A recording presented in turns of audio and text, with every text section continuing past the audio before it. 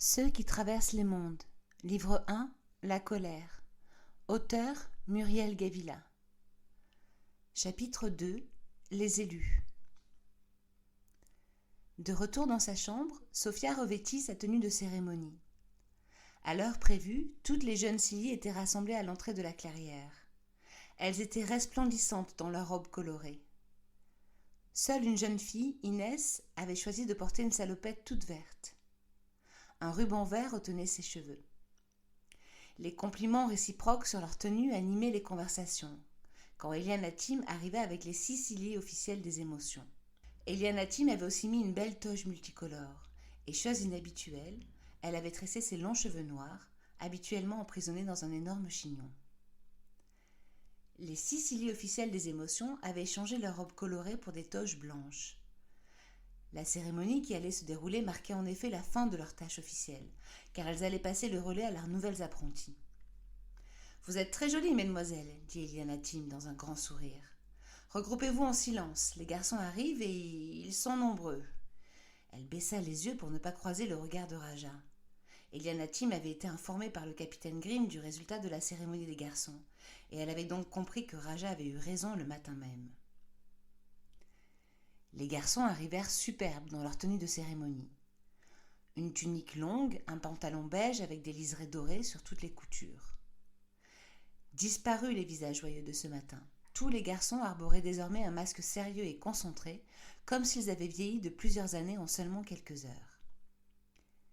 Ils avaient tous un tambourin accroché autour de leur cou par une lanière. Derrière les garçons, désormais apprentis, se tenait leur protecteur officiel, une épée à la ceinture. Alignés ainsi, tous pareillement vêtus, ils étaient vraiment impressionnants. Le silence parmi les filles se fit alors naturellement et immédiatement. D'un simple geste, le capitaine Green ordonna à ses hommes d'encadrer le groupe des filles. Puis tous entrèrent dans la clairière d'un pas cérémonieux.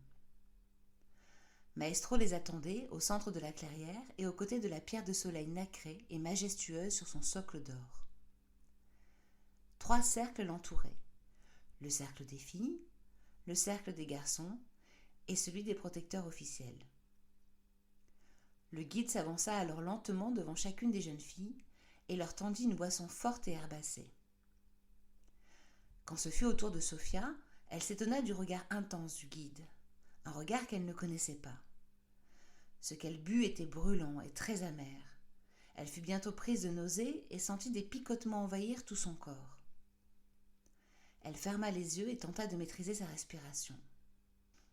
Quand elle les rouvrit, elle s'aperçut que Maestro était retourné près de la pierre de soleil pour ouvrir largement les bras et signifier le début de la cérémonie. Le capitaine Green et les garçons s'assirent tout autour de la clairière, prêts à tambouriner, les protecteurs officiels à leur côté.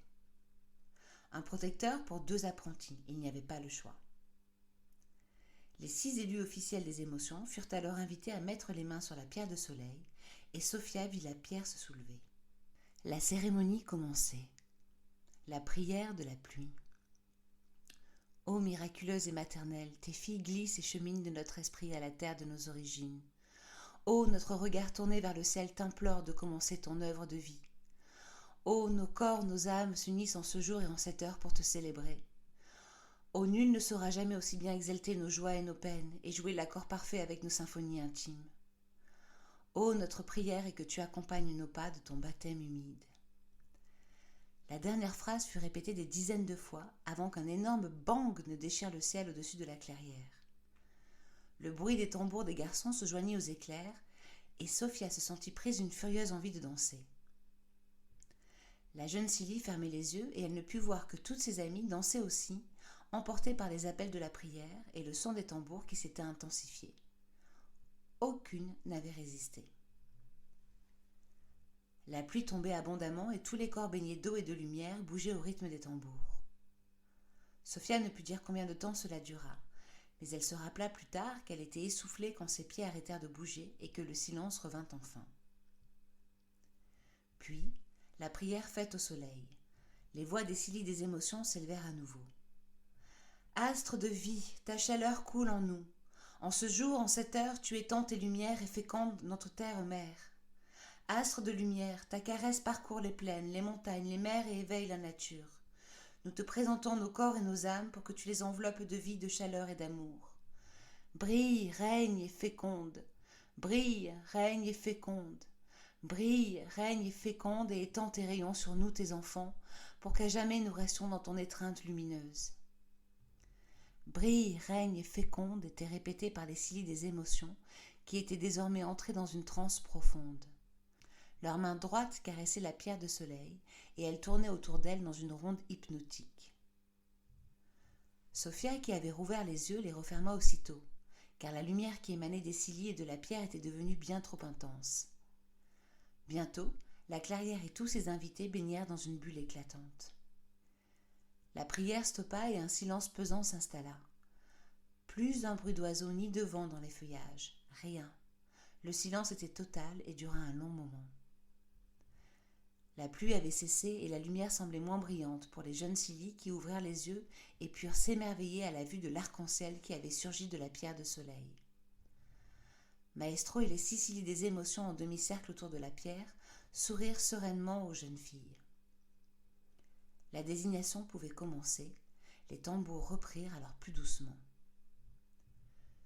Une à une, Maestro prit chaque élue par la main, la conduisit jusqu'à la pierre de soleil pour y réciter les paroles rituelles. La lumière lui révélerait sa destinée. Il commença par Inès. Lumière divine, pose un astre de lumière dans le noir qui masque le chemin d'Inès, qu'avec tes yeux, Inès s'éveille à sa destinée. Puis le guide prit la main d'Inès et la posa sur la pierre de soleil, là où naissaient les premières bandes colorées de l'arc-en-ciel. La pierre vibra et le vert de l'arc-en-ciel commença à envahir la main puis tout le corps de la jeune Silly. Enfin, la couleur disparut entièrement, sauf sur une des mèches d'Inès qui resta colorée d'un beau vert pomme.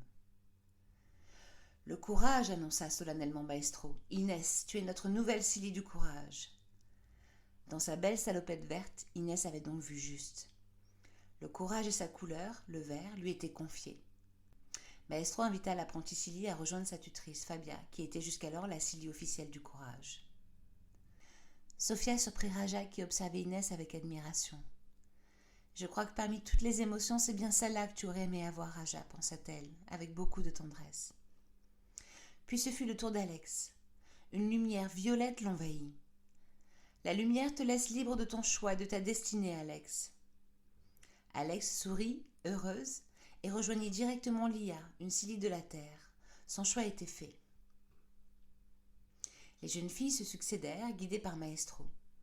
Brida fut désignée Silly de la tristesse avec le bleu, Katia la Silly de la peur avec l'orange, Julia la Silly de l'amour avec le rose, et Anaïs la Silly de la joie avec le jaune. Toutes les autres furent laissées libres par la lumière, et plusieurs comme Alex choisirent de rejoindre les Silly de la terre. Il ne restait plus que Raja et Sophia, et nul ne doutait du résultat.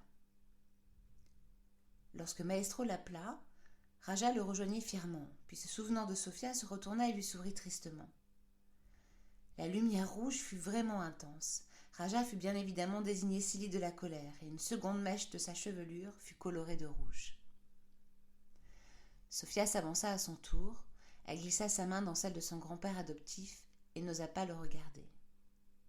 Elle savait bien que nul ne s'attendait à ce que lui soit confiée une émotion, et elle trouvait difficile de devoir vivre tout ce cérémonial pour rien puisqu'elle serait désignée libre par la lumière.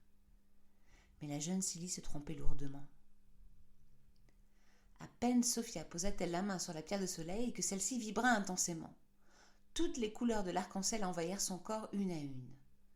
Des cris d'étonnement se firent entendre. Liam, qui comme tous les garçons avait pour consigne de ne jamais se retourner, ne résista pas et poussa lui aussi un grand cri quand il vit Sophia, sa Sophia, soulevée de terre et baignée dans l'arc-en-ciel. La jeune fille ne touchait en effet plus le sol, elle flottait au-dessus de la pierre de soleil. Toutes les émotions prenaient tour à tour possession de son corps et de son âme.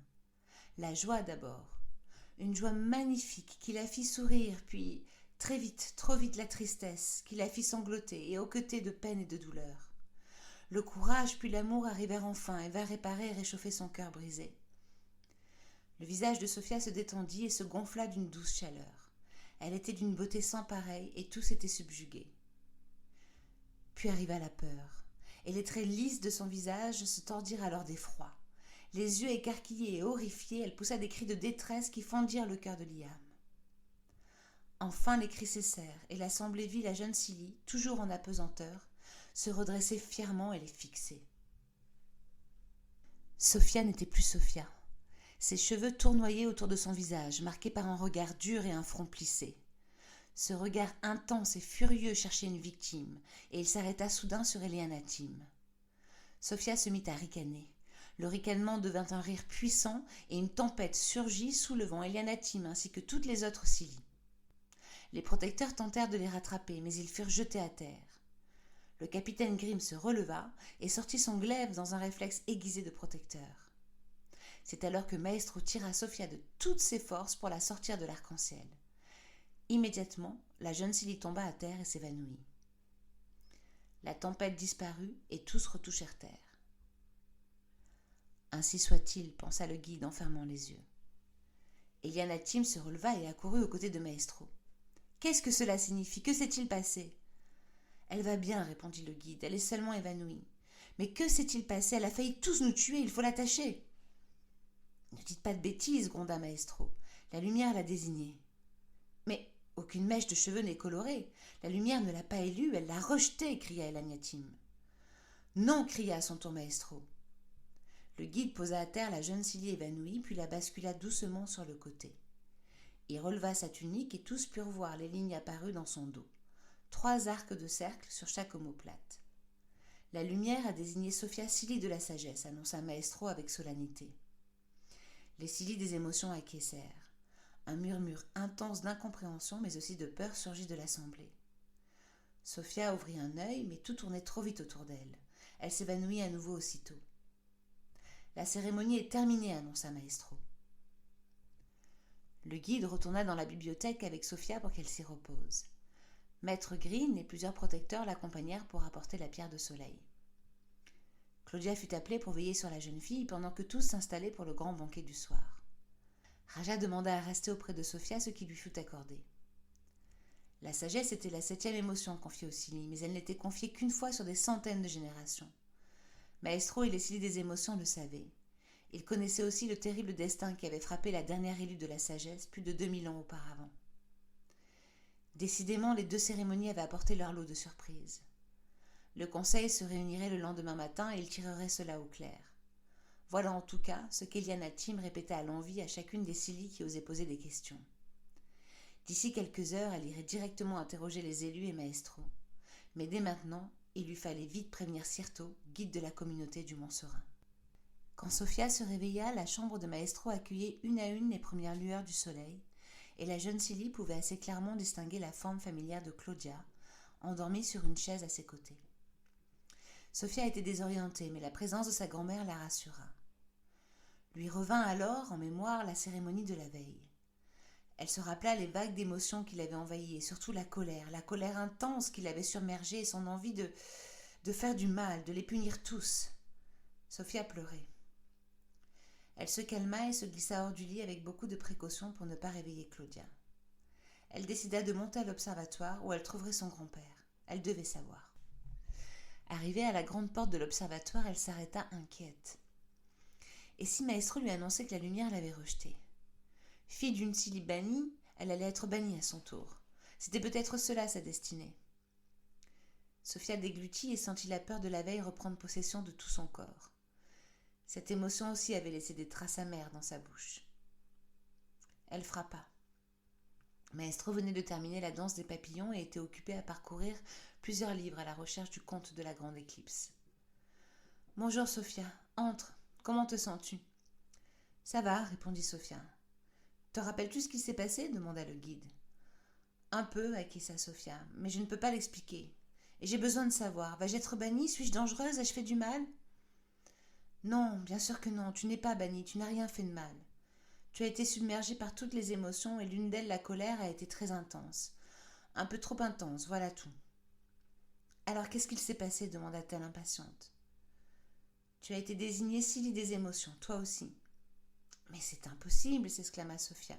« Les 6 apprentis ont été désignés, je m'en souviens bien. »« C'est vrai, répondit gravement le guide. Mais il existe une septième émotion. Elle est très rare et peu de Silly en sont dignes, et la lumière te l'a confiée. Une septième émotion. Elle n'en avait jamais entendu parler. La veille, elle se souvenait avoir ressenti chacune des 6 émotions avec une grande force. Mais toutes ces sensations, elle les connaissait. La joie, la tristesse, le courage, la peur, l'amour, la colère. De quelle émotion s'agit-il, maestro? De la sagesse, Sophia. La lumière t'a élu, Silly de la sagesse. La sagesse, répéta Sophia, mais ce n'est pas une émotion. Si, c'en est une, dit Maestro. La sagesse est une émotion complexe. Je suppose qu'elle est faite de toutes les autres. Tu le découvriras lors de ton apprentissage. Je ne peux malheureusement pas t'en dire beaucoup plus, car ces connaissances sont celles des élus et non pas celles des guides. Et il ajouta.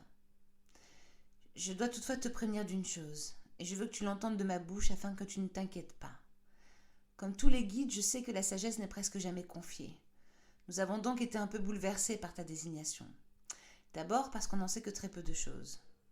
Ensuite, parce que la dernière Silly de la sagesse élue, il y a environ 2000 ans, s'appelait Minerva, et elle a eu un destin un peu particulier.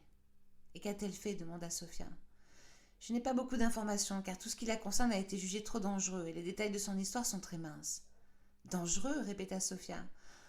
Oui, en tout cas pour les guides qui existaient il y a 2000 ans, mais je te promets de me renseigner, et de te raconter tout ce que je trouverai sur Minerva à mon retour. Tu pars déjà ? Oui, mais seulement quelques jours. Hier, toutes les communautés des Silly ont procédé à leur cérémonie et les guides se réunissent toujours juste après pour communiquer le nom des élus et échanger sur des choses de guide. Je serai de retour avant que tu ne partes pour commencer ton apprentissage. Ne t'en fais pas. Mon nouvel apprenti arrive aujourd'hui. C'est le grand frère de Liam, Elias. Tu ne te souviens sûrement pas de lui car il est parti il y a longtemps pour faire sa formation. Il sourit alors tendrement à Sophia avant d'ajouter. Petite lune, je sais que tu aimes venir le matin voir danser les papillons, mais en mon absence, il te faudra oublier cette habitude, car Elias ne l'admettra pas. Tous les apprentis respectent les règles à la lettre. Durant toutes ces années, Maestro savait. D'accord, dit-elle en rougissant. Bien, file réveiller ta grand-mère et prends ton petit déjeuner. Je pars juste après le conseil et j'ai encore beaucoup de recherches à faire avant. Sa grand-mère était encore endormie quand Sophia la remua doucement. Elle ouvrit un œil et bondit de sa chaise pour étreindre la jeune Silly. Elle s'est beaucoup inquiétée, mais Maestro l'a rassurée, dit-elle à Sophia. Tout irait bien. Sophia sentit les inquiétudes de sa grand-mère et préféra ne pas exprimer ses propres peurs pour ne pas augmenter ses craintes. Les révélations de Maestro tournaient encore dans sa tête. Claudia demanda à Sophia de soulever son t-shirt pour mieux étudier les marques dans son dos. La jeune Silly fut étonnée car elle en ignorait l'existence. Claudia lui expliqua alors que, contrairement aux autres élus, aucune mèche de ses cheveux n'avait été colorée, mais que des lignes s'étaient formées sur ses omoplates. Les deux Silly passèrent plusieurs minutes à détailler et intriguer la marque laissée par la lumière, avant de descendre aux cuisines. Sophia courut saluer Raja, installé avec sa famille à la première table. « Alors, tu es des nôtres » lui dit Raja heureuse. « On ne va pas être séparés ?» ?»« Oui, dit Sophia, je crois que dans tout cela, c'est la seule bonne nouvelle. » « Allez, Sophia, lui dit Raja, n'écoute pas tout ce que les autres disent. Tu es spéciale et la lumière l'a confirmé hier. Cette histoire de malédiction décide la sagesse, eh bien, je suis certaine que ce ne sont que des bêtises. » Sophia frissonna. Une malédiction ? Maestro ne lui avait pas parlé de malédiction. Les autres Silly s'attablèrent bientôt et Sophia lut de la crainte dans leurs yeux. Tous avaient entendu parler de sa colère lors de la cérémonie. Sophia pensa qu'après tout, cela changeait de certains regards un peu hautains auxquels son statut de fille de Silly Bannie l'avait condamnée, et que provoquer de la peur, finalement, c'était sans doute un peu mieux. « Tu as vu Liam » demanda Raja. « Non, pourquoi l'aurais-je vu ?»« Il a dormi devant la bibliothèque » répliqua Raja. « Je suis restée à tes côtés aussi tard que mes parents me l'ont permis, et pendant tout ce temps, Liam n'a pas voulu bouger. Il prend son nouveau rôle de protecteur très au sérieux pour toi. » Raja fit un clin d'œil à Sophia qui rougit. « Bon, tu dois avoir faim. Tiens, j'en ai pris assez pour 4, tu peux te servir. » Sophia prit son petit déjeuner avec la famille de Raja. Elle avait manqué le dîner et son estomac criait famine. Puis les deux filles décidèrent d'aller voir leurs amis protecteurs. Liam et Max, comme à leur habitude, étaient déjà dans la salle d'entraînement. Constituée d'une énorme grange qui donnait sur une arène, la salle était sommaire, mis à part la mûrie devant laquelle Sophia et Raja s'arrêtèrent pour détailler les glaives et les arcs qui y étaient rangés. Les filles n'étaient pas autorisées à entrer dans la salle et elles en profitèrent pour satisfaire leur curiosité en empoignant chacune un glaive pour le soupeser. Ils étaient assez légers finalement. Le pommeau était en argent et on pouvait y voir gravé l'arc-en-ciel, symbole du monde des Scilly. Les lames étaient fines et bien affûtées. Sophia prit un réel plaisir à lui faire des vrilles en tordant son poignet d'un geste qu'elle trouva assez assuré. Raja avait délaissé les glaives pour bander un arc et chercher une cible. Elle la trouva. Devant elle se trouvaient les deux garçons en plein effort dans l'arène. « Relève-toi » criait Liam à Max. « Tu devrais pouvoir parer ce coup depuis le temps qu'on le travaille. » Les deux amis étaient en sueur. « Laisse-moi 5 minutes de pause, j'en peux plus !» Mais quand Max aperçut les filles, il se releva d'un bond en espérant qu'elles n'aient pas assisté à cette petite scène qu'ils avaient jugée humiliante. « Que faites-vous là ?» leur demanda-t-il. « Nous avons des choses à vous dire et cela ne pouvait pas attendre, » répliqua Sophia en essayant de soutenir le regard de Liam qui la détaillait des pieds à la tête. Heureux de constater qu'elle allait bien, il lui sourit chaleureusement. Liam était décidément un livre ouvert et ne cachait jamais ses émotions, pensa Sophia. Raja leur raconta alors ce qu'elle savait. Le grand danger serait révélé lors de la grande éclipse. « Le problème, dit Sophia, c'est qu'avec les événements de la cérémonie et le départ de Maestro, je n'ai pas pu en savoir plus. »« Le capitaine Green vous en a-t-il parlé ?» demanda Raja au garçon. « Non, dit Liam pensif. Il acceptait désormais davantage l'idée que tous ses camarades étaient désignés protecteurs. « Quand Maestro revient-il ?»« Dans quelques jours, avant le départ des apprentis pour leur formation, m'a-t-il assuré. » La formation. Liam avait rêvé de ce moment toute sa jeune vie, mais depuis peu il le redoutait aussi, car loin de Sophia, il ne pourrait pas la protéger. Le grand danger ne serait pas révélé avant plusieurs mois. Il devait s'entraîner dur pour être prêt, conclut-il. « Pourquoi n'interrogez-vous pas le conseil ?» demanda Max, puisque vous en faites partie désormais. « Non, répliqua Raja, les apprentis n'auront pas le droit à la parole. Toutefois, nous y entendrons sûrement des informations précieuses. Max, pendant que nous serons au conseil, tu pourras aller fouiller dans la bibliothèque, voir ce que tu trouves sur le compte de la grande éclipse. » Max était de loin le plus cultivé des Scilly de leur âge, car il dévorait plusieurs livres par jour. Le capitaine Green arriva soudain dans l'arène et interrompit la petite bande. « Que faites-vous là, mesdemoiselles ? Bon, vous tombez bien finalement. Max, range donc les armes, s'il te plaît. Liam, Sophia et Raja, venez avec moi, nous sommes attendus au conseil. » Max commença à ramasser les glaives et adressa un petit clin d'œil complice à ses amis. Une enquête commençait, et il trouvait cela exaltant, bien plus que les durs entraînements prodigués par Liam. « Raja, ta sœur t'a cherché toute la matinée, elle est furieuse, lança le capitaine Green. La jeune fille haussa les épaules, le capitaine Green ne la réprimanda pas. Après tout, c'étaient des histoires de Scilly, des émotions, et les protecteurs n'avaient pas à en s'en mêler. La tutrice de Raja était Valéria, sa grande sœur, et l'ancienne Scilly de la colère. Avec la cérémonie, la petite sœur avait donc remplacé la grande. Lorsque Raja était toute petite, Valéria jouait avec elle tous les jours et la couvait d'affection. Mais elle avait pris ses distances quand la mèche de cheveux de sa petite sœur s'était colorée. Depuis lors, Valéria avait tout fait pour l'éviter. Rien de difficile car elle s'absentait souvent pour ses missions. Raja en avait été très attristé, puis très en colère, et cette colère ne s'était pas dissipée. Sophia se remémorait cela quand Liam lui glissa à l'oreille. « Comment te sens-tu » Il était si proche d'elle qu'elle pouvait sentir son souffle dans son cou. Son cœur s'accéléra. Elle garda cependant les yeux baissés pour ne pas lui montrer son émoi et marmonna qu'elle allait bien. Mais sa voix sortit bien plus froide qu'elle ne l'aurait voulu. Liam se sentit repoussé et s'éloigna de quelques pas. Sophia voulut aussitôt s'excuser, mais elle ne sut plus quoi dire. Quand ils arrivèrent dans l'antichambre de la salle du conseil, toutes les jeunes élues étaient déjà là. De derrière la porte leur parvenaient des discussions animées. De sa voix perchée, Eliane Hatim exprimait ses difficultés à admettre la présence de jeunes élus aux réunions du conseil. « Calmez-vous, suppliait Maestro, vous allez effrayer nos jeunes Scilly. »« Cela m'est égal, répondit Eliane Hatim hargneuse. Elles sont beaucoup trop inexpérimentées et n'ont même pas encore commencé leur formation. Et par-dessus tout, je n'ai même pas été consultée, moi qui suis en charge de leur apprentissage. » Vous êtes en effet responsable du contenu de leur apprentissage, Miss Tim, la coupa Valéria. Mais celles-ci ne sont plus sous votre responsabilité. Elles sont désormais les élus des émotions, et nous seuls sommes leurs tutrices et leurs responsables. Nous avons toutes donné notre accord pour les inclure aux réunions du conseil. Au regard des récents événements et du possible danger qui s'annonce, elles doivent avoir le maximum d'informations en un minimum de temps. Très bien, je comprends donc que mon avis ne compte plus dans ce conseil. Découpa le capitaine Green. S'il vous plaît, baissez d'un ton. Aujourd'hui, les murs ont des oreilles. Lorsqu'il était devenu guide de la communauté, Maestro avait proposé aux représentants des 4 ordres de former un conseil pour resserrer les liens et échanger sur leurs besoins. Mais il avait aussi convié Miss Tim à rejoindre le conseil vu son passé d'apprenti guide et sa mission d'instructrice. À cet instant précis, il le regrettait. Le guide fit un signe d'apaisement. Je vous soumets un compromis. Les jeunes Ellie et Liam pourront assister à tout ou partie de chaque conseil, selon les sujets que nous traiterons. Certains autres, il appuya le mot certain, seront débattus seulement entre nous. De toute façon, dans quelques jours, ils partiront tous pour leur apprentissage. Ce conseil sera donc le seul que nous aurons avant plusieurs mois. Parfait, répondit Lana Tim satisfaite. Mais que fait-on pour Sophia? Je veux bien vous croire quand vous dites qu'elle a été élue Silly de la sagesse par la lumière, mais nous n'en avons aucune preuve, et sa colère lors de la cérémonie a bien failli tous nous blesser. Cette jeune Silly est potentiellement dangereuse.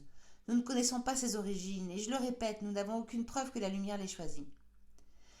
Nous avons déjà eu cette conversation la nuit dernière, Miss Tim, intervint une nouvelle fois Valeria, agacée. La lumière l'a marquée de 2 arcs-en-ciel transparents, et cela est le signe de la Silly de la sagesse. Quant aux événements de la cérémonie, ajouta Maestro, Sophia a été submergée par toutes les émotions en quelques secondes, dont la colère. Ça en a été trop pour une jeune Silly de 13 ans, et sa formation vise justement à lui apprendre à maîtriser ses émotions et ses pouvoirs. Eliana Tim s'était rassise, la bouche et les mains crispées. Sophia et les autres n'entendaient presque plus rien désormais. Sophia en fut soulagée, car elle n'avait aimé aucun des mots qui avaient été prononcés. Toutes avaient entendu la dispute entre Eliana Tim, Valeria et Maestro, et aucune Silly n'osait plus la regarder. Les discussions reprirent dans l'antichambre. Sophia fixait intensivement Liam, seul garçon au milieu de toutes ses filles. Cela la rassurait qu'il soit là lui aussi. Elle ne savait pas pourquoi, mais elle en tirait un fort réconfort. Comment se fait-il que les garçons ne puissent pas se voir confier des émotions, ou que les filles ne puissent être désignées protectrices, se demanda-t-elle alors. Elle n'avait jamais remis en cause une séparation des rôles qui était une évidence pour la communauté des Silly du Grand Chêne. Mais maintenant qu'elle voyait Liam seul et mal à l'aise au milieu d'elle, elle s'interrogeait clairement. Le visage triste de Liam s'illumina quand Sophia lui sourit. Ils étaient à nouveau complices. « Fais attention, Sophia, lui lança Raja. Si tu continues à le dévisager comme cela, tu vas faire des jalouses. » L'attente se prolongeait. Et Raja, que rien ne semblait perturber, s'était même endormie. Elle a dû me veiller tard, pensa Sophia. Sophia observa alors les autres élus. Brida, la Silly de la tristesse, était belle et rayonnante. Le visage pâle, les yeux bleus et des cheveux bruns tellement longs qu'ils lui arrivaient aux chevilles. Brida s'amusait à les nouer et dénouer sans discontinuer avec des gestes assurés. Ses doigts allaient et venaient au milieu de ses mèches brunes comme ceux d'une musicienne avertie. Si chaque mèche était une note, la mélodie serait très belle, pensa Sophia admirative. Brida discutait avec Julia, la nouvelle Silly de l'amour. Cette dernière était petite, la plus petite de toutes. Brune aux cheveux mi-longs et tressés, elle était une artiste accomplie. Elle dessinait et peignait pour toute la communauté. Ses portraits étaient magnifiques et tous venaient la solliciter pour bénéficier de ses dons. Pour son 7e anniversaire, Julia avait offert son portrait à Sophia. Cette dernière était très triste ce jour-là, car aucune personne de la communauté ne l'avait célébré sauf Raja, Claudia et Maestro. Elle se vit à nouveau émue en découvrant le tableau dessiné avec finesse. Elle ne s'était jamais vue aussi belle. Julia avait alors offert un second cadeau à Sophia. Elle l'avait prise dans ses bras et serré très fort. Depuis, chaque année, pour son anniversaire, Julia lui en dessinait un nouveau, avec des couleurs différentes et un style de plus en plus affirmé. Elle ne l'avait jamais dit à personne, et pas même à Raja, mais elle les gardait tous précieusement dans un petit coffre et les regardait dès qu'elle se sentait triste. Inès et Anaïs interrogeaient intensément Liam sur l'entraînement des protecteurs. « Vous apprenez à vous battre? Avez-vous une épée et un bouclier ?» Inès était la plus curieuse. « Normal pour la Silly du courage, pensa Sophia. Elle pourrait aussi faire une excellente protectrice avec un bon entraînement. » Inès était grande et mince, les cheveux courts au carré et d'un blond cendré. La Silly était très volontaire et déterminée. Son regard bleu intense ne manquait pas de mettre au défi, car Inès adorait la compétition. Anaïs semblait, elle, plus intéressée par Liam que par la conversation. Sophia connaissait mal Anaïs, car elle était sans cesse entourée et Sophia s'était tenue à l'écart des groupes, car il y avait toujours quelqu'un pour l'interroger sur ses origines étrangères à la communauté. Silly de la joie, Anaïs était populaire depuis l'enfance. Elle avait la peau d'un noir ébène voluptueux et un sourire charmeur. Pas besoin d'épée, son sourire et son rire faisaient capituler n'importe quel adversaire. Elle charmait tous les membres de la communauté et surtout les garçons de leur âge dont Liam faisait partie. Un peu jalouse, Sophia détourna son regard pour le diriger sur la dernière élue, Katja, la Silly de la peur. Cette émotion n'était pas la plus valorisée au sein de la communauté. L'élection de Katja par la lumière avait surpris, car c'était une jeune fille très discrète et timide. Katja lisait beaucoup et était très savante, mais elle prenait rarement la parole, ne participait jamais aux jeux collectifs et se tenait à l'écart comme si elle s'excusait en permanence d'exister. Et pourtant Katja, elle aussi, était belle. Peut-être la plus belle de nous toutes, se dit Sophia. De taille moyenne, les cheveux blancs comme le soleil et les yeux d'un vert intense, malheureusement trop souvent baissés. Katja surprit Sophia en train de la fixer. Elle soutint son regard en souriant. Peut-être que son élection lui a donné un peu de confiance en elle. On pourrait être amis, se dit Sophia. La peur et la sagesse faisaient-elles bon ménage, se demanda-t-elle. L'attente était interminable. Pourquoi les avoir convoqués? C'était pour les tenir à l'écart. Comment allait-elle en savoir plus sur ce grand danger? Sophia réveilla Raja pour lui exposer ses inquiétudes. Son amie se leva alors d'un bond et sortit de la salle en courant. Lorsqu'elle revint, elle sortit tranquillement un verre de sa poche. S'assurant que personne ne les regardait à part Katja, qu'elle considéra comme digne de confiance ou trop timide pour s'interposer entre elle et son plan, Raja se cacha derrière Sophia et colla le verre contre la porte. « Bien, c'est donc décidé, dit Maestro. Je partirai dès ce soir pour le grand conseil des guides et vous laisserez au bon soin d'Elias, qui saura comment me joindre en cas de besoin. Je ne peux vous donner encore la date de mon retour. Le danger est réel, les amis, comme le montrent les premières recherches que je vous ai exposées, et il est primordial que la formation des protecteurs et des élus commence sans tarder. Nous avons tout juste un an avant l'éclipse et de possibles tourments, ce qui est le tiers de la formation normale des élus. Bien entendu, nous devrions être en sécurité d'ici là. Mais au cas où, j'ai préparé avec Nadia un anneau pour chacun et chacune. Ces anneaux sont liés entre eux et à l'émotion de la peur.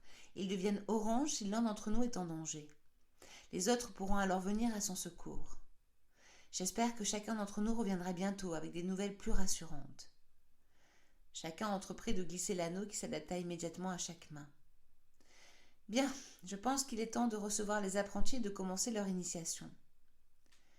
Raja, qui n'avait pas perdu une miette des paroles de Maestro, remit immédiatement le verre dans sa poche, juste à temps car la porte s'ouvrait déjà. Les élus et Liam entrèrent un à un dans la grande salle du conseil. Maestro leur souhaita la bienvenue et chaque apprenti s'assit à côté de sa tutrice. Liam s'installa aux côtés du capitaine Green. Le dernier tabouret libre se trouvait à côté d'Eliana Tim, ce qui n'enchanta pas Sophia.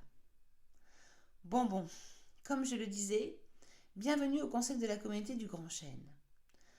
Comme le faisaient nos ancêtres, nous avons décidé de vous inclure, jeunes élus et jeunes capitaines, aux réunions du conseil. Toutefois, et durant toute la durée de votre formation dans vos ordres respectifs, vous devrez respecter le silence. Le droit à la parole ne vous sera donné que lorsque vous aurez achevé vos 3 ans de formation. C'est alors que vous remplacerez vos tuteurs et tutrices, qui continueront à assister au conseil une année supplémentaire, mais en tant que vos conseillers. Je ne vous donnerai jamais la parole et vous ne la prendrez jamais pendant les 3 prochaines années. Est-ce clair? Les jeunes apprentis opinèrent toutes de la tête. C'est bien, reprit Maestro. Gardez la bouche fermée, ouvrez bien vos oreilles, apprenez et enregistrez. Telle est votre tâche pendant les conseils de cette communauté. Bien entendu, vous pourrez discuter avant et après les conseils avec votre tuteur. Maintenant, laissez-moi vous présenter un nouveau membre. Elias, lève-toi s'il te plaît. Un beau jeune homme se mit debout. Il devait avoir 16 ans. Grand, brun aux yeux noirs, Elias revêtait la toge grise des apprentis guides. Elias, mais oui, c'est le grand frère de Liam, se rappela Sophia. Elias avait quitté la communauté pour commencer sa formation d'apprenti guide plusieurs années auparavant. Sophia ne l'avait pas vraiment connu, car à l'époque Liam et elle ne se fréquentaient pas. Elias, reprit Maestro, a complété son tout premier cycle de formation de guide auprès de mon confrère et ami Henri, guide de la communauté de la montagne des Murmures. Il vient faire son second cycle de 5 années auprès des siens, et est donc mon nouvel apprenti. Elias me remplacera pendant mon absence. Je pars ce soir pour le grand conseil des guides et reviendrai d'ici quelques jours avant votre départ pour l'Arche Bleue et la Reine. Maestro le remercia en lui souhaitant encore une fois un bon retour parmi eux. Elias sourit à Maestro puis fixa son frère Liam, qui ne lui avait pourtant pas adressé un seul regard. L'Arche Bleue, la Reine, se demanda Sophia. Reprit Maestro qui semblait avoir lu dans les pensées de sa jeune protégée. L'Arche Bleue étant le nom donné au centre de formation des jeunes Silly élus, et la Grande Arène, celui des apprentis protecteurs. Maître Green, voulez-vous prendre la suite ? Dans une posture toute militaire, il se leva droit comme un piquet et mitrailla ses paroles à grande vitesse. Je vais faire court. Les garçons partiront pour la Grande Arène d'ici 15 jours pour commencer la première année de formation. Maître Green était tendu comme s'il passait un examen. C'était un homme qui détestait perdre le contrôle et la désignation de tous les garçons comme protecteurs l'avait vraiment déstabilisé. Nous aurons donc une grande cohorte de 20 apprentis et 8 tuteurs. Liam va me seconder. Nous allons désigner des chefs de groupe pour organiser le voyage, armes, linge, nourriture, etc. Nous commencerons les préparatifs dès ce soir et cheminerons avec les élus jusqu'au portail, puis nous nous séparons. Il garda la bouche ouverte, mais il réalisa qu'il n'avait plus rien à dire et il fit un mouvement embarrassé de la main pour inviter Valeria à poursuivre. Un instant, coupa Maestro. Nous savons que la communauté, vos parents, vos amis et sûrement vous-même vous interrogez sur les récents événements. À ces paroles, Sophia ne put s'empêcher de se sentir coupable. Baissant les yeux, elle remarqua les poings serrés de Miss Tim. Il n'y a rien de néfaste dans ces événements inhabituels, ajouta le guide. Bien au contraire, vos tutrices pourront vous confirmer qu'une Silly de la sagesse est rare et une vraie bénédiction. Et plus de protecteurs est toujours une bonne chose. Valeria se leva à son tour. Oui, cher maestro. Pour les filles, nous partirons aussi dans 15 jours. Eliana a souhaité nous accompagner. Je n'ai pas grand-chose d'autre à annoncer, si ce n'est que la formation des élus commence de fait dès maintenant. Mais tout d'abord, nous devons donner congé au capitaine Green et à son apprenti.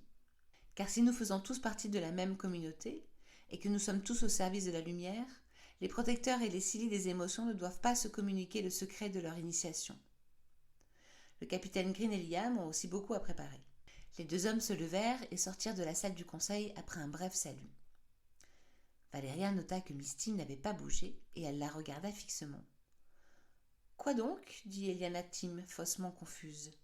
« J'imagine que vos élèves vous attendent, Eliana, » insista Valeria. « Oui, bonne initiation à toutes. » Et Eliana Tim sortit à son tour, mais s'arrêta dans l'antichambre où elle s'installa, espérant pouvoir entendre la suite des conversations. Valeria invita Maestro et Elias à rester par un hochement de tête, puis elle appela Julia et sa tutrice Cybèle. « Bien, commençons. Chaque émotion a son temple dans la bibliothèque accessible par une porte de sa couleur et de son pentacle. Julia, bienvenue dans l'aile de l'amour dont le gardien est Eliel. » Julia toucha le pentacle du bout des doigts et la porte disparut pour laisser place à un immense temple. Le temple de l'amour était fait de couloirs et d'escaliers dans tous les sens, avec d'immenses pièces remplies de centaines d'étagères et de milliers de livres. Au centre, une verrière cristalline abritait un magnifique jardin d'arbres en fleurs, amandiers, pommiers, jasmin, lilas. Une fontaine coulait au milieu, surmontée d'une statue de femme, les bras ouverts et le sourire radieux. Chose merveilleuse, les étagères n'étaient pas en bois, mais faites d'eau comme les bras de multiples ruisseaux. On entendait aussi le chant des dizaines d'oiseaux qui virevoltaient dans le jardin et s'échappaient par les ouvertures pour jouer avec l'eau des étagères. Un poisson s'échappa de l'une d'elles pour sauter dans une autre. Ce décor féerique enchanta les jeunes élus. Quand Julia fit un pas à l'intérieur du temple, celui-ci se mit à vibrer puis à scintiller d'un beau rose pourpre et dense. Une vague d'ondes traversa alors toutes les étagères et presque tous les livres disparurent, sauf une dizaine d'ouvrages. Interdite, Julia regarda Cybèle qui leur expliqua à toutes. Chaque porte vous donne accès à votre temple, mais ce n'est pas juste un lieu. Il est bien plus que cela et vous le découvrirez très vite. Il est l'âme de toutes les élus actuelles, passées et futures à qui a été confiée votre émotion. Ici, l'âme de toutes mes sœurs à travers le temps et l'espace et de celle de Julia, les Silly de l'amour. Toutes leurs histoires et leurs missions sont contenues ici, mais aussi leur musique, leur peinture, leur joie, leur peine. Cybèle regarda Julia avec tendresse et reprit. Le temple abrite aussi ton âme et ton histoire, Julia. C'est comme ta maison, ton cœur, ton moi profond, tes racines, et aussi ta voix intérieure, car il te parlera. C'est ton refuge, Julia. Bienvenue dans ta famille d'âmes. Et elle lui caressa ses cheveux tressés. Elle conclut. Votre temple contient tout ce dont vous avez besoin, si tant est qu'il vous sente prête à le recevoir ou que vous en ayez vraiment besoin. Julia commence sa formation, comme vous. Le temple a choisi pour elle des premiers livres à lire et les autres lui seront accessibles au fur et à mesure de son élévation. Lorsque vous aurez appris à le faire, vous pourrez appeler votre refuge par les portails, car il est et reste une partie de vous. Bien, dit Valéria, maintenant un avertissement. Ne vous trompez pas de porte, car seuls les Silly élus peuvent accéder à leur temple. Démonstration. Raja, veux-tu t'avancer, s'il te plaît, essayer de franchir la porte. Raja regarda sa sœur surprise, puis s'exécuta. Le temple vibra à nouveau, mais la vibration se transforma en grondement intense. Le rose devint rouge, puis à nouveau rose. Une nouvelle vague d'ondes submergea les étagères, et Raja se retrouva projetée à l'autre bout de la salle du conseil. Elle fut sonnée, mais sans aucune blessure. Raja se releva et maudit sa sœur. Valéria expliqua alors. Vous venez d'assister au premier avertissement donné par le gardien du temple. Il t'a évalué, identifié puis rejeté. Si tu essaies à nouveau, l'expulsion sera plus féroce. Et si malgré cela tu persistais, il pourrait bien te blesser voire te tuer. Bien entendu, et même si vous êtes lié à une seule émotion, vous aurez l'occasion d'apprendre sur les autres et de vous lier à elles, car toutes font partie de la lumière pour former l'arc-en-ciel sacré, et toutes sont importantes pour vos missions. Les temples communiquent aussi entre eux et s'échangent des ouvrages. Oui, vous rencontrerez aussi l'amour, mesdemoiselles, conclut Cybèle avec un large sourire bienveillant et tendre. Alors que chacune enregistrait les paroles de Cybèle et de Valéria, Elias, qui s'était mis dans l'encadrement de la porte, se mit à tousser fortement et bruyamment. Il se retourna contre le mur pour étouffer ces bruits gênants, une main devant la bouche et l'autre qui atterrit par inadvertance sur l'épaule de Sophia. Une quinte de tout plus forte le secoua, le plia en deux, et dans son spasme incontrôlé, il s'appuya trop fort sur Sophia qui tomba en avant, franchissant ainsi la porte du temple encore ouverte par Julia. Étalée de tout son long à quelques centimètres à peine de Cybèle et Julia, Sophia ne mit que quelques secondes à se rendre compte du danger qu'elle encourait. Déjà la vibration du temple changeait, et la vague qui l'expulserait n'allait plus tarder. Tous les livres sur les étagères furent secoués et semblèrent prêts à tomber. L'assaut allait être violent, nul n'en doutait. Elle ne bougea pas, résignée à le subir. Les vibrations se calmèrent soudain, et les couleurs disparurent une à une pour laisser le rose régner en maître. Les oiseaux reprirent leur chant dans un calme parfait. Tous se regardèrent interloqués. « Le temple ne rejette pas Sophia » s'écria Raja soulagé. « C'est inattendu, mais cela me semble somme toute assez logique, dit alors Maestro. Sophia, approche-toi doucement des premiers rayons de livres pour voir ce qu'il te propose. » Sophia fit quelques pas timides et Cybèle lui sourit pour l'encourager à avancer. Les livres restés sur les étagères étaient les mêmes que ceux choisis pour Julia. Le test fut réitéré et Sophia put entrer dans chaque temple. Elle en ressortait aussitôt sans pouvoir surmonter un sentiment de culpabilité, provoqué par le regard interloqué que portaient sur elle toutes les autres élues, y compris Raja. Toutes les portes avaient maintenant été franchies, tous les refuges découverts, chacun avec une atmosphère appropriée. Celui de la joie brillait de mille feux et les étagères scintillaient d'or. Celui de la tristesse était en pierre, orné de milliers de gravures et de poèmes, tous plus beaux les uns que les autres. Celui du courage abritait une forêt verdoyante et les étagères entourées des arbres reliés par des passerelles faites de lianes. Celui de la colère, lui, était vraiment particulier, car les livres volaient au milieu de tornades et rien n'était posé au sol. Enfin, le temple de la peur était sombre, avec une seule lumière en son centre, et le reste n'était éclairé que lorsque Katia le touchait de ses pieds et de ses mains. Leur point commun était la statue de leur gardien qui trônait au centre, une statue toutefois différente pour chacun. Les tutrices invitèrent toutes les Silly à visiter les lieux. Valéria se tourna alors vers Sophia. « À toi maintenant, Sophia. Nous allons découvrir ensemble ton temple. Nous avons décidé de le faire sans les autres élus parce que nous n'y sommes jamais entrés. N'ayant jamais eu aucune Silly de la sagesse, le lieu nous refusait son accès. Et ne sachant pas ce qu'il refermait, il nous a semblé plus prudent de faire cette découverte en comité réduit. » La porte d'entrée était cachée par une imposante et magnifique tapisserie. Elle avait toujours fasciné Sophia. Une grande et belle scierie entremêlée avec un arbre tenait en équilibre la lune et le soleil. Une pierre vert émeraude brillait au centre du tronc au niveau du cœur. « Je vais vous aider, maestro, dit Elias. » Ils dégagèrent le tableau de laine qui souleva une poussière épaisse et les fit tous tout sauter. Au centre de la porte était dessiné le symbole de la sagesse, identique à celui tatoué dans le dos de Sophia, un arc-en-ciel transparent. Impatiente, Sophia se dirigea droit sur l'arc-en-ciel et le toucha sans que quiconque puisse l'en empêcher. Elle allait enfin savoir ce que tout cela signifiait, s'il y avait une malédiction ou si tout cela n'était que sornette, et quel serait son destin. Les questions se bousculaient dans sa tête, et derrière cette porte blanche se trouvaient toutes les réponses. La porte disparut immédiatement sous ses doigts et laissa place à rien. Le temple n'était pas noir ou sombre, il abritait simplement un espace vide et blanc, il n'y avait rien. Mais soudain, 6 portes apparurent en cercle. Maestro n'eut pas encouragé Sophia à entrer. La jeune Silly, bien décidée à obtenir ses réponses, en avait déjà franchi le seuil. Les 6 portes se mirent à tournoyer et Sophia se plaça sans hésiter au centre du cercle en mouvement. Elle a déjà bien changé, se dit Maestro.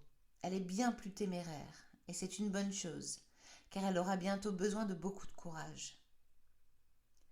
Sophia regarda chaque porte une à une.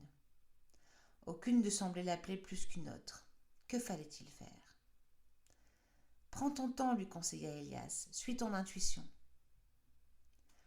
Sophia détailla les portes de couleurs et de statures différentes.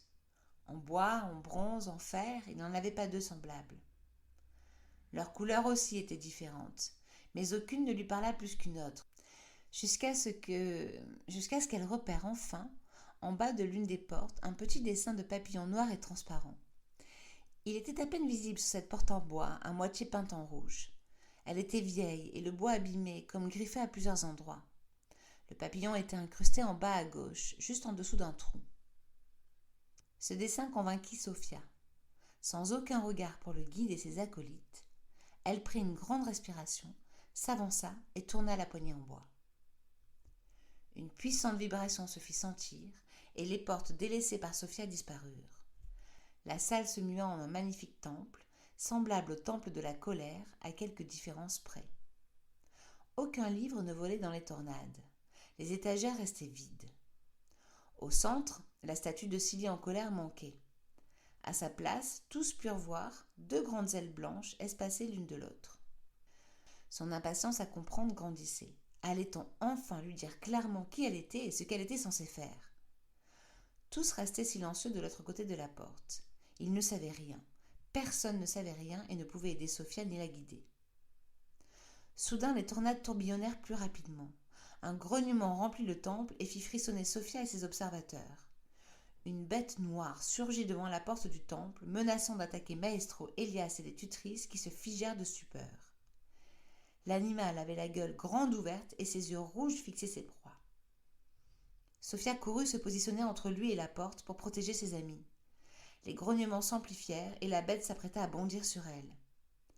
Alors que Maestro criait à Sophia de sortir, la porte du temple se reconstitua, faisant disparaître la jeune fille. Sophia protégeait son visage avec son avant-bras et jetait des regards autour d'elle pour attraper n'importe quel objet susceptible de lui servir d'arme à enfoncer dans sa gueule. Mais les grognements stoppèrent et la créature désormais assise la fixa sans agressivité. « Un gros chien, pensa Sophia. Ce n'est pas une bête, mais un gros chien noir. »« Mais qui es-tu, toi, et d'où sors-tu » pensa Sophia.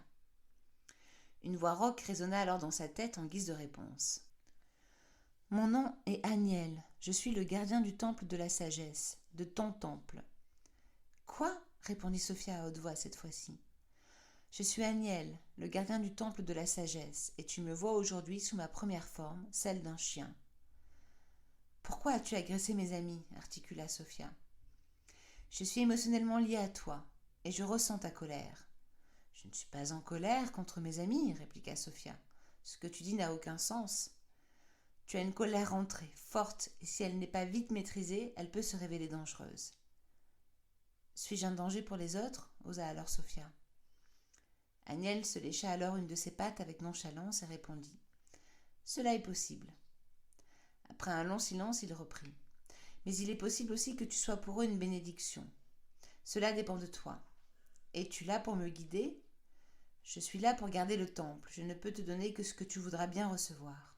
Je veux savoir qui je suis, ce qu'est la sagesse et ce que je vais devenir. Tout en se léchant sa deuxième patte, Agnelle répondit. À cela, je peux répondre qu'aujourd'hui tu es une jeune fille très en colère. Je ne peux rien te dire sur ce qu'est la sagesse, car je suis connectée uniquement à toi, et tu ne sais pas encore ce qu'est la sagesse. Tu deviendras ce que tu voudras, je peux te l'assurer, comme tout être créé par la lumière. La question est, sais-tu ce que tu veux devenir ? Je ne sais pas, répondit Sophia en baissant les yeux. Pas exactement. Sophia réfléchit et interrogea à nouveau Agnelle. Comment peux-tu m'aider à trouver ma voie, devenir une Silly de la sagesse et une bénédiction pour mes amis ? En étant toujours là pour toi et en te révélant ce que te dit vraiment ton cœur quand tu refuses de l'entendre. Pourquoi le temple de la sagesse est-il semblable à celui de la colère ? Je te l'ai dit, tu es une jeune fille très en colère, Sophia, dit Agnelle en grognant. Sophia comprit alors que le temple s'était adapté à elle et à cette colère qu'Agnelle lui disait ressentir chez elle. Pourquoi n'y a-t-il aucun livre dans les tornades ? Un sortilège bloque l'apparition des livres. Je tente de le vaincre, mais il est très puissant. Agnelle lui montra ses pattes et elle découvrit 2 grosses entailles sur ses pattes avant. Le chien les léchait pour apaiser sa douleur. Quand tu seras plus forte, je le serai moi aussi, et nous pourrons mettre fin à ce sortilège. Soudain, Agnelle grogna fortement à nouveau et se repositionna devant la porte, prête à bondir. Que se passe-t-il ? demanda Sophia. Tes amis tambourinent à la porte et les élus commencent à user de leur pouvoir pour tenter de rentrer. Laisse-les, dit Sophia, s'il te plaît, je vais sortir les rassurer et je reviendrai plus tard. Comme tu voudras, répondit Agnelle, qui n'avait pourtant pas abandonné sa position d'attaque. Quand Sophia ouvrit la porte, elle retrouva l'ensemble des jeunes élus qui avaient rejoint Maestro, Elias et leur tutrice. Miss Eliana Tim était là elle aussi. Elle était revenue alertée par les cris des autres membres. En tout cas, c'est ce qu'elle leur avait dit. Et personne n'avait osé la renvoyer. Tout le monde l'observait. Elle n'eut pas le temps de dire un mot ni de faire un pas supplémentaire dans leur direction, car Maestro l'attrapa et la tira violemment vers l'extérieur. « Je vais bien !» cria Sophia. « Et quelle était cette bête ? T'a-t-elle fait mal ?» demanda Elias.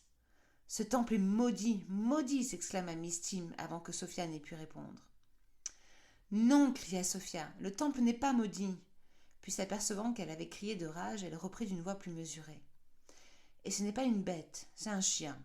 Il s'appelle Agnelle et c'est le gardien du temple. »« Comment le sais-tu » demanda Maestro. « Il me parle, enfin son esprit parle à mon esprit. »« De la télépathie.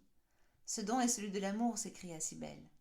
Il a dit que c'était parce qu'il était connecté à moi. »« Bon, dit Maestro. Tout va bien donc. » Valéria et les autres tutrices renvoyèrent les élus dans leur temple pour s'entretenir seules avec Sophia. Miss Eliana Tim comprit qu'elle devait elle aussi ressortir. Ce qu'elle fit, non sans avoir exprimé une nouvelle fois le fond de sa pensée. « Le temple est maudit, vous n'auriez pas dû l'ouvrir. » À ces mots, Sophia se retourna et défia pour la seconde fois son enseignante du regard. Miss Tim en fut choquée. Elle sortit toutefois, poussant Raja qui traînait des pieds pour rentrer à nouveau dans son temple. « Explique-moi ce qu'il s'est passé depuis le début, demanda Maestro. Pourquoi as-tu choisi cette porte ?» Sophia fit le récit de la quasi-totalité de ce qui lui était arrivé. Mais elle ne mentionna pas ce que lui avait dit Agnelle sur sa colère rentrée. Elle ne put donc donner plus d'explications à Maestro et aux tutrices qui l'interrogeaient sur la similitude du temple de la sagesse avec celui de la colère. Maestro resta silencieux un long moment, et Sophia se demanda s'il savait qu'elle ne lui avait pas tout dit. Puis, dans un grand sourire, il conclut. « En tout cas, ton gardien est drôlement efficace. » Sophia se détendit. « Je sais d'où vient le sortilège dont a parlé Agnelle, dit Maestro à toutes les tutrices. Il a été mis en place il y a plusieurs siècles par les guides. Je sais que Dana sera d'accord pour demander au Grand Conseil qu'il soit levé, maintenant que nous avons une Silly de la sagesse. Ces livres t'appartiennent et doivent être rendus, Sophia. » Dana était la grande prêtresse de l'ordre des élus. Sophia la rencontrerait dans quelques jours à l'Arche Bleue. La jeune élue de la sagesse caressait maintenant la grande table du conseil tout en faisant le tour. Elle s'arrêta sur la place assignée à son grand-père et effleura la pile de livres que Maestro avait préparée pour son voyage. « En attendant, ajouta Valéria, tu dois quand même commencer ton apprentissage, et ce n'est pas avec ces livres-là. » Elle mit la main sur les livres que touchait Sophia. « Les premiers livres sont les mêmes pour toutes les jeunes Silly, à une exception près. Tu iras donc dans le temple de Raja pour qu'il te les fournisse. C'est compris ? D'accord, dit Sophia. Je dois partir pour le grand conseil des guides, intervint Maestro. Je serai revenu bientôt. Toutefois, si vous sentez le moindre danger, vous pouvez vous fier à Elias. Il saura comment me trouver. Et vous avez les anneaux. Au revoir à tous, dit le guide. Et il se hâta de franchir la porte. Fin du chapitre 2. Chloé, passage 2. Chloé referma le battant du petit meuble au-dessus du lavabo de la salle de bain et se retrouva face à son reflet dans le miroir. Elle détailla sa frange trop courte, ses cheveux noirs, secs et mal coiffés, et ses yeux rouges d'avoir trop pleuré. Cela faisait des semaines qu'elle ne faisait plus aucun effort pour se plaire ou plaire à ses camarades du collège Saint-François d'Assise. Elle détourna son regard de ce reflet qu'elle méprisait et fixa le rasoir qu'elle venait de chipper. Elle en détacha la lame. Ce rasoir appartenait à son père, mais il ne s'apercevrait jamais de son absence. Tout bonnement parce que son père serait encore en voyage 2 bonnes semaines et que le meuble au-dessus du lavabo débordait de lames neuves. Chloé aurait d'ailleurs pu en prendre une dans un des nombreux cartons de rechange. Qui s'en serait aperçu ? Mais elle avait préféré prendre celle que contenait le rasoir de son père, sans trop savoir pourquoi. Doucement, la jeune fille fit glisser l'objet coupant et acéré sur la paume de sa main. La sensation était glaciale et en tout point différente de celle de son stylo à billes. Chloé remonta la manche de son bras gauche pour découvrir la phrase qu'elle avait commencé à écrire sur son avant-bras avec son stylo. Elle prit alors fermement la lame entre ses doigts. Soudain, un souffle la frappa dans le dos et son arme lui échappa pour tomber dans le lavabo. Le bruit métallique de la lame contre la céramique du lavabo fit sursauter Chloé. La jeune fille de 14 ans se figea pour vérifier que sa mère n'avait pas été alertée. Après s'être assurée que rien ne viendrait la déranger, Chloé chercha la lame et la retrouva coincée au fond du siphon. « Chloé, c'est l'heure, tu vas rater ton bus si tu traînes encore » lui cria sa mère de la cuisine. Chloé redescendit sa manche et sortit précipitamment de la salle de bain en traversant Sophia, qui avait atterri quelques secondes plus tôt derrière la jeune fille. La jeune Célie tremblait de tous ses membres. Seule et pour la première fois projetée dans le monde des humains, elle se sentait vulnérable et perdue malgré son champ d'invisibilité. Sophia hésitait maintenant entre suivre Chloé et rejoindre son monde. « Je peux le faire seule, chuchota Sophia pour se rassurer. « Je dois le faire seule. » La jeune adolescente était dans sa chambre en train de préparer son sac pour l'école. Elle ramassait et refermait à toute vitesse des tas de carnets de dessin en noir et blanc éparpillés sur son lit. Sophia roulait des yeux en essayant de suivre Chloé, de détailler la jeune fille qu'elle voyait désormais de face, s'activer dans tous les sens. Chloé courut alors dans sa direction. Sophia se figea et retint son souffle avant d'être traversée une seconde fois. Quand elle se retourna pour la suivre à nouveau, Chloé la retraversa pour courir jusqu'à son bureau et prendre son ordinateur portable. Sophia n'eut qu'une fraction de seconde pour apercevoir le titre de la page web sur lequel le portable de Chloé était ouvert. Il y était écrit en anglais « I don't belong here », je n'appartiens pas à ce monde. La même phrase qu'elle avait aperçue sur le bras de sa protégée. Sophia put l'éviter quand la jeune adolescente passa une dernière fois le seuil de sa chambre. « J'y vais, maman !» cria Chloé. « À ce soir !» Sophia suivit Chloé qui courait à toute vitesse pour attraper le bus de l'école. La porte du bus ouverte devant elle, la jeune ado, la tête rentrée dans les épaules, hésita. « Monte, Chloé !» la pressa le chauffeur. « On est déjà très en retard. » Sophia, juste à côté d'elle, vit son aura se couvrir d'un rouge profond et sombre. « Dépêche-toi !» s'énerva alors le chauffeur. « Oh, le crapaud, arrête de baver et bouge ton Luc. Si on se chope un blâme à cause de toi, je te garantis que tu le regretteras. » L'aura de Chloé se remplit alors immédiatement d'orange. Elle a peur, comprit Sophia. Elle ne veut pas monter. Chloé franchit difficilement la première marche du bus. Dans la seconde qui suivit, les portes se refermèrent derrière elle et le bus démarra. Sophia se retrouva seule dans la rue. « Et maintenant ?» se demanda-t-elle. À peine eut-elle le temps de s'interroger qu'elle fut aspirée dans un nouveau tunnel, très court cette fois-ci, et se retrouva aux côtés de Chloé. L'atterrissage fut bien plus doux que le précédent. Le bus était rempli de filles, et Sophia préféra donc l'éviter. Chloé avait relevé sa capuche et collé son visage à la fenêtre. Elle se faisait la plus petite et compacte possible pour encaisser les moqueries et les insultes de plusieurs autres filles situées dans le fond du bus. « Oh, le crapaud, c'est ta mère qui t'a coupé ta frange ?» C'est fou cette laideur, tu devrais appeler la sécurité sociale, il y a des chances qu'ils te remboursent une chirurgie. Et si ça se trouve, elle est juste pas humaine. Voyant que Chloé ne répondait pas et que personne, y compris le chauffeur, ne se préoccupait de prendre sa défense, les 3 filles insistèrent. T'as vu cette grosse verrue sur son visage ? Demanda la plus petite des 3 en parlant du joli petit grain de beauté que Chloé avait juste à côté de son nez. C'est une crotte de crapaud, répondit la plus grande, qui semblait être la chef de la petite bande. Et elles se mirent toutes à rire, un rire méprisant qui grinçait aux oreilles de Sophia. Chloé restait silencieuse et immobile, mais elle pleurait. Et encore une fois, personne ne semblait voir sa détresse. « Je suis là, je te vois », murmura spontanément Sophia en direction de Chloé. Chloé bougea un peu pour lever la main et tracer des lettres sur la vitre du bus. Les mêmes lettres que sur son ordinateur et sur son bras. « I don't belong here ». Le bus marqua encore 3 arrêts avant d'arriver à destination. Toutes les passagères se mirent en rang pour descendre. Seule Chloé resta assise. Arrivée à sa hauteur, la chef de la bande lui donna un petit coup de sac et les 2 autres lui emboîtèrent le pas. Rien de violent, rien qui aurait pu blesser physiquement Chloé, mais un coup juste assez fort pour marquer leur dominance. Chloé fut la dernière à descendre.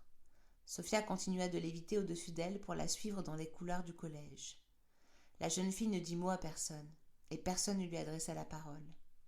Chloé rasait les murs, comme un fantôme suivi par son ange. Fin de Chloé, passage 2. Retrouvez les autres chapitres déjà en podcast sur www.cequitraverselesmondes.fr et commandez le livre dans sa totalité en format broché au Kindle sur Amazon. À très bientôt!